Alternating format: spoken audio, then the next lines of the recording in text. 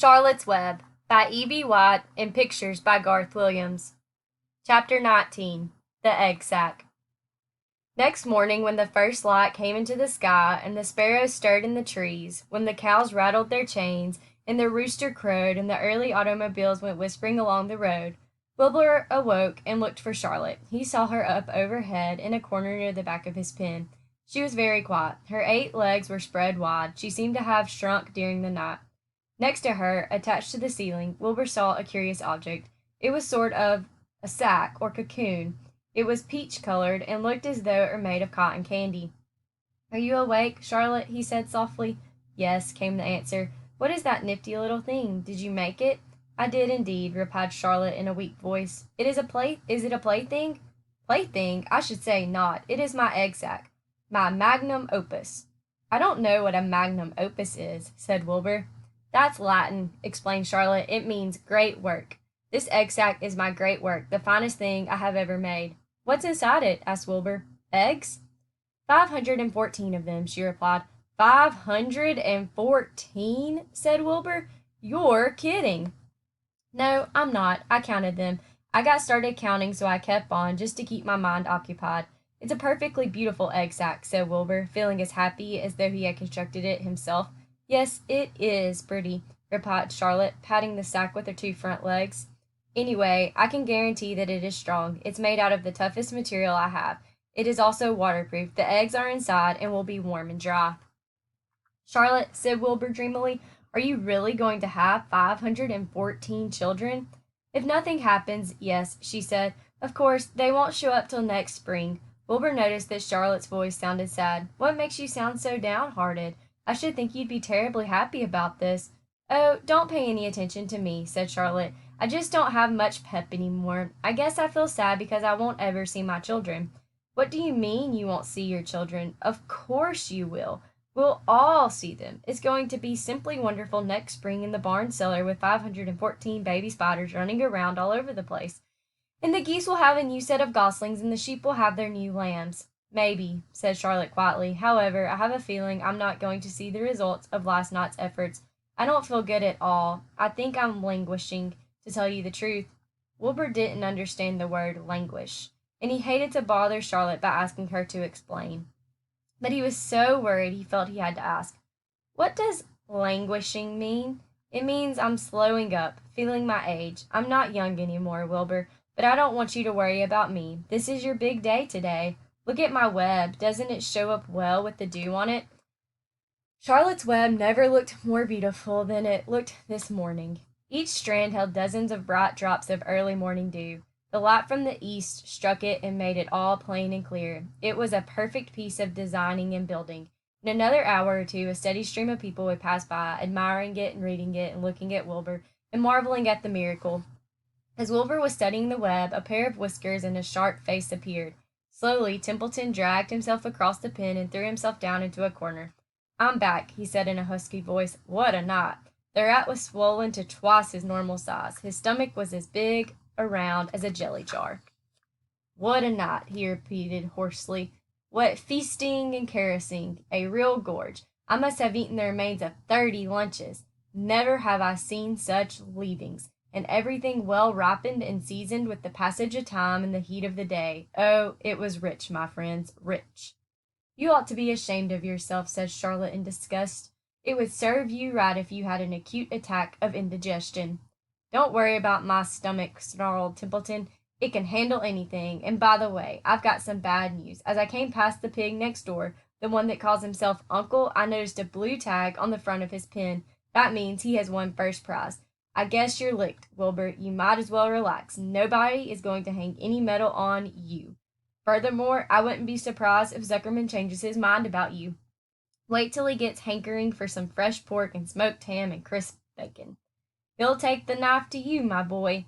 "Be still, Templeton," said Charlotte. "You're too stuffed and bloated to know what you're saying. Don't pay any attention to him, Wilbur." Wilbur tried not to think about what the rat had just said. He decided to change the subject. "Templeton," said Wilbur, "if you weren't so dopey, you would have noticed that Charlotte has made an egg sack. She is going to become a mother. For your information, there are 514 eggs in that peachy little sack." "Is that true?" asked the rat, eyeing the sack suspiciously. "Yes, it's true," sighed Charlotte. "Congratulations," murmured Templeton. "This has been a night." He closed his eyes, pulled some straw over himself, and dropped off into a deep sleep. Wilbur and Charlotte were glad to be rid of him for a while. At 9 o'clock, Mr. Arable's truck rolled into the fairgrounds and came to a stop at Wilbur's pen. Everybody climbed out. "Look!" cried Fern. "Look at Charlotte's Web! Look what it says!" The grown-ups and the children joined hands and stood there, studying the new sign. "Humble," said Mr. Zuckerman. "Now isn't that just the word for Wilbur?" Everyone rejoiced to find that the miracle of the web had been repeated. Wilbur gazed up lovingly into their fair faces. He looked very humble and very grateful. Fern winked at Charlotte. Lurvy soon got busy. He poured a bucket of warm slops into the trough, and while Wilbur ate his breakfast, Lurvy scratched him gently with a smooth stick. "Wait a minute!" cried Avery. "Look at this!" He pointed to the blue tag on Uncle's pen. "This pig has won first prize already." The Zuckermans and the Arables stared at the tag. Miss Zuckerman began to cry. Nobody said a word. They just stared at the tag. Then they stared at Uncle. Then they stared at the tag again. Lurvy took out an enormous handkerchief and blew his nose very loud. So loud, in fact, that the noise was heard by stable boys over at the horse barn.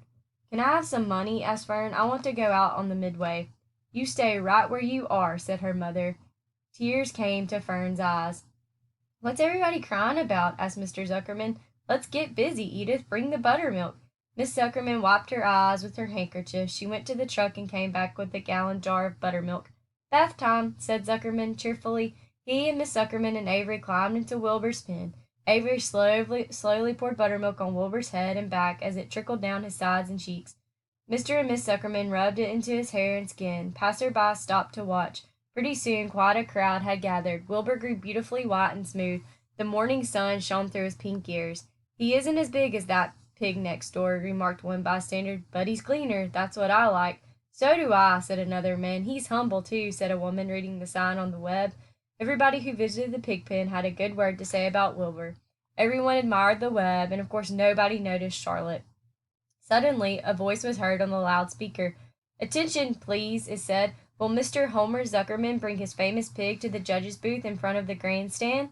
A special award will be made there in 20 minutes. Everyone is invited to attend. Crate your pig, please, Mr. Zuckerman, and report to the judge's booth promptly." For a moment after this announcement, the Arables and the Zuckermans were unable to speak or move. Then Avery picked up a handful of straw and threw it high in the air and gave a loud yell. The straw fluttered down like a confetti into Fern's hair. Mr. Zuckerman hugged Miss Zuckerman. Mr. Arable kissed Miss Arable. Avery kissed Wilbur. Lurvy shook hands with everybody. Fern hugged her mother. Avery hugged Fern. Miss Arable hugged Miss Zuckerman. Up overhead, in the shadows of the ceiling, Charlotte crouched unseen, her front legs encircling her egg sack. Her heart was not beating as strongly as usual, and she felt weary and old, but she was sure at last that she had saved Wilbur's life, and she felt peaceful and contented. "We have no time to lose," shouted Mr. Zuckerman. "Lurvy, help me with the crate." "Can I have some money?" asked Fern. "You wait," said Miss Arable. "Can't you see everybody is busy?" "Put that empty buttermilk jar into the truck," commanded Mr. Arable. Avery grabbed the jar and rushed to the truck. "Does my hair look all right?" asked Miss Zuckerman. "Looks fine," snapped Mr. Zuckerman as he and Lurvy set the crate down in front of Wilbur.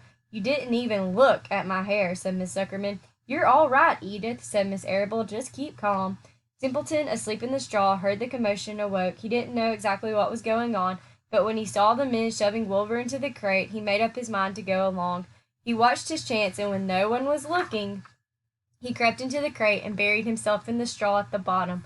"All ready, boys?" cried Mr. Zuckerman. "Let's go." He and Mr. Arable and Lurvy and Avery grabbed the crate and boosted it over the side of the pen and up into the truck.